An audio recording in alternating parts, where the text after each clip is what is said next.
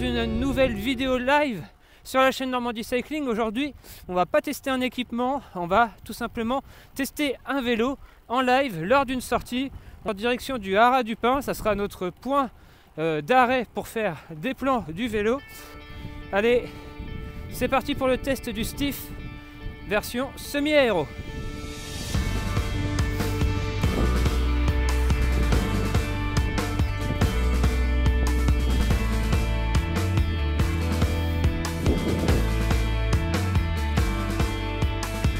Alors Stiff, je ne sais pas si vous connaissez la marque, c'est une marque qui vient d'être créée cette année.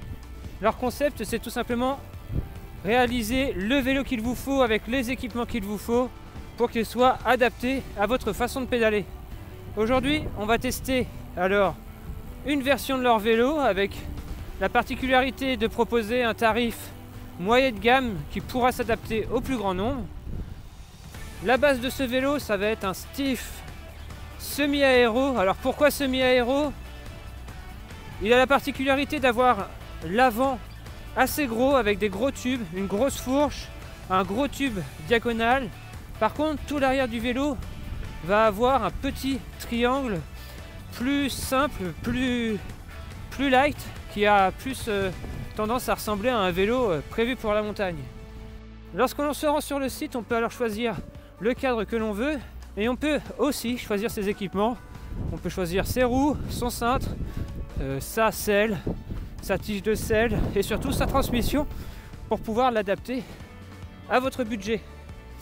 Alors on se retrouve ici avec un vélo qui coûte dans les environs des 3200 € et qui pèse avec du Shimano 105 7,5 kg. On passe en caméra intérieure. Et dans les bosses, lorsque le revêtement est bon, le vélo reste assez confortable. Il est équipé ici avec des roues Stiff et des pneus en 25 mm de large, ce qui permet de gagner un peu en confort sur la route. Et malheureusement, dès que les routes vont un peu se dégrader, ce vélo va devenir assez dur, rude de forme, typé pour la course et qui, sur des très longues distances, on le verra aujourd'hui, normalement, on va réaliser environ 150 km, peut être pénalisable. Qui dit vélo semi-aéro dit vélo assez exclusif, assez rigide. Donc une fois dans les bosses, là actuellement on est dans une bosse à 6%. Si vous n'êtes pas assez costaud pour pouvoir l'emmener, vous allez vraiment dépenser beaucoup d'énergie. Donc meilleure façon de grimper, vous mettez vraiment moulinette et vous patientez. Sinon, vous mettez un rapport un peu plus gros et là vraiment vous allez laisser des watts dans la côte et ça sera pénalisable pour la suite. On verra dans la suite du parcours que ce vélo, il a vraiment un type de parcours bien précis qui lui est destiné. On verra ça sur la route du retour. Pour le moment, direction le Haras du Pin.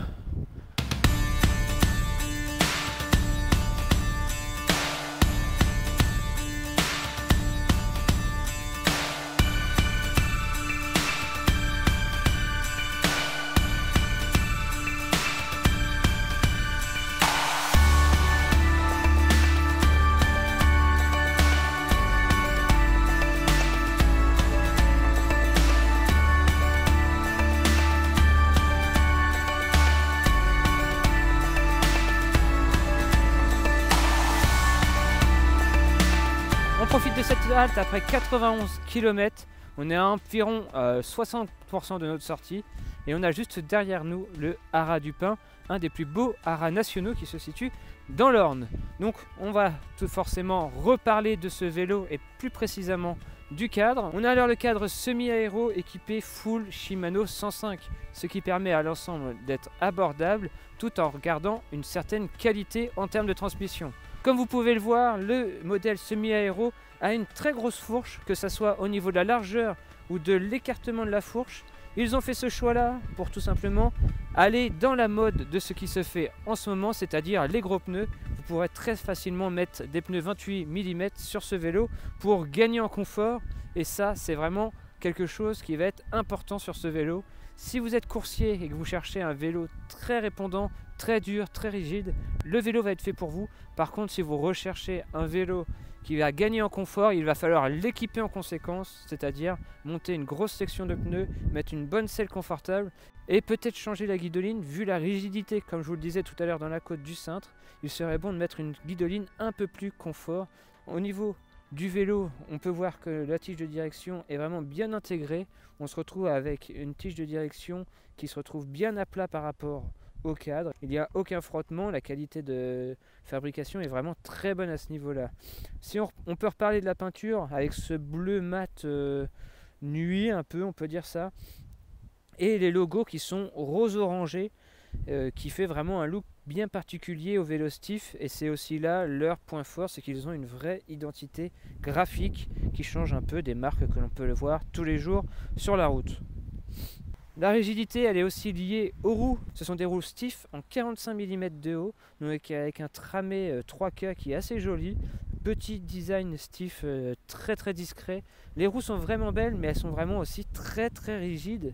Il n'y a quasiment pas de débattement latéral, ce qui fait que lorsque l'on va travailler en danseuse, il ne va pas y avoir beaucoup de mouvements. Donc pour les relances, etc., en vitesse, en puissance, ça va aller, mais dans les côtes, lorsque vous allez être en danseuse, le vélo va pas beaucoup travailler et ça va être très très dur à emmener jusqu'en haut sans y laisser beaucoup de watts. Ici, nous sommes en présence de la selle Italia SLR. Alors, il y a plusieurs déclinaisons de cette selle. Ici, j'avais déjà pu en tester une. On voit que la selle est vidée de façon assez significative. Alors, pour tous ceux qui ont des problèmes au niveau de l'appui sous la selle, c'est vraiment très intéressant.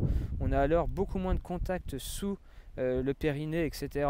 Ce qui fait que la douleur se fait moindre. En plus de ça, elle est assez flexible, on le sent quand on appuie dessus, elle va venir s'enfoncer un peu, ce qui va donner un peu de confort à l'ensemble.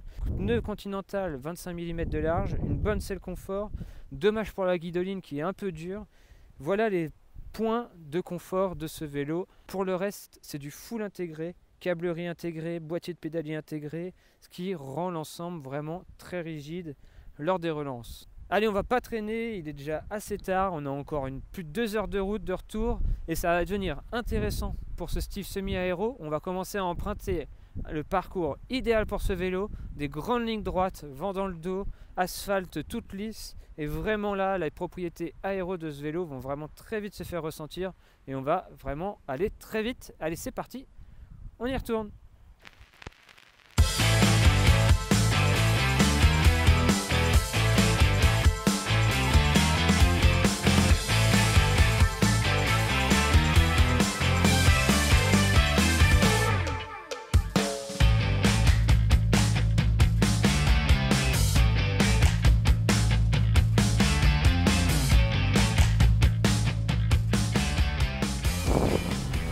On arrive à un carrefour dangereux. Alors, le freinage n'est pas très mordant. J'ai beau piler à fond et ça ne freine pas. Hop, des masses. Alors si le Stiff dans les descentes est vraiment très bon, il ne bouge pas. Si on tient bien le cintre, on peut le placer là où on veut dans les courbes. Par contre, le petit bémol, ça va être son freinage. Son freinage qui, pour plusieurs points, n'est pas le plus efficace que j'ai pu tester jusque-là.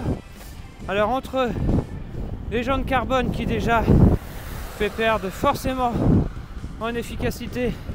Ensuite, on a les étriers Shimano 105 qui sont un peu moins mordants que ce que j'ai l'habitude d'utiliser. Et on a en plus ici des patins de frein. Je connais pas du tout la marque, mais ce ne sont pas les plus efficaces. Alors en résulte un freinage vraiment pas très mordant, et je trouve que c'est un vrai problème ici, surtout si vous attaquez des cols. Il faudra faire très attention.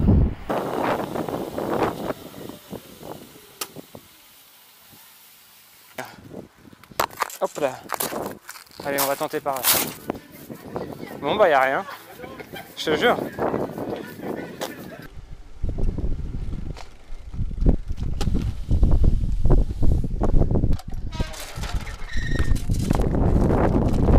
Parce qu'après là,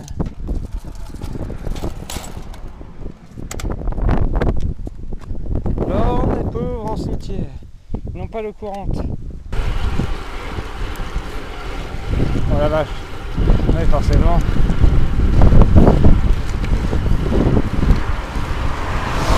Vas-y, mais il peut pas se décaler plus.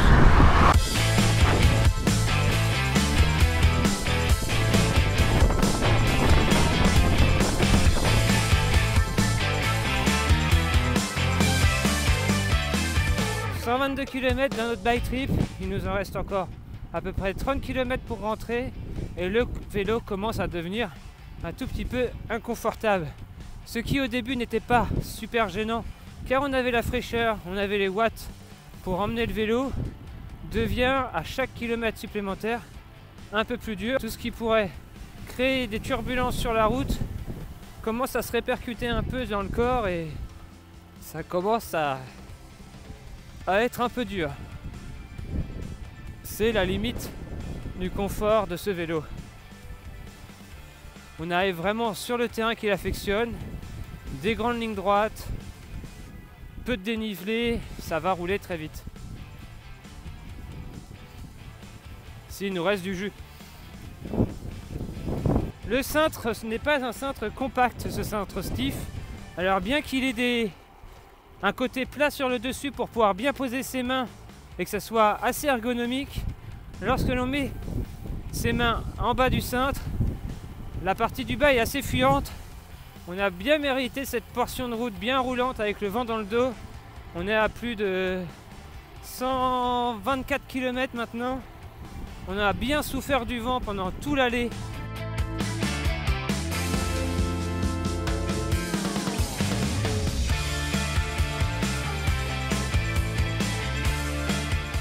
Il est temps de faire le bilan de cette sortie. On aura alors réalisé aujourd'hui environ, d'ici qu'on arrive, 153 km. Le dénivelé, lui, ne bougera plus. On sera aux alentours de 1300 mètres de dénivelé. Donc on aura fait un parcours plutôt vallonné avec ce stiff semi-aéro. Et comme je m'en doutais, je n'avais pas encore testé longue distance avec ce vélo. Mais la conclusion est là. Le vélo est vraiment prévu pour des petites à moyennes sorties. Passer les 80-90 km, le vélo devient vraiment très dur à emmener. Alors tout logiquement, je conseille ce vélo aux compétiteurs et cyclosportifs aguerris. Cyclotouristes, passez votre chemin, vous risquez d'être déçus. Allez, nous, on va terminer cette sortie avec ce bon gros vent dans le dos et on va faire notre dernier sprint. Allez, on fait un petit pari. Après 151 km, combien de km/h je peux réussir à atteindre en sprint avec le vent dans le dos? Allez, tapez ça tout de suite dans les commentaires et on verra qui est le plus proche. 300 mètres. Allez, on lance tout.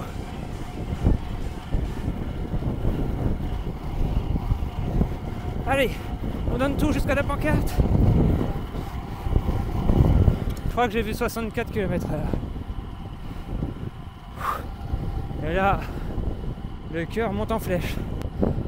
Sur cette dernière accélération, on va se laisser. Moi, je vais récupérer. Et dites-moi dans les commentaires ce que vous avez pensé de ce vélo. Et nous, on se dit à la prochaine. Hop. D'ici là, comme toujours, portez-vous bien. Ciao tout le monde, attention à la voiture.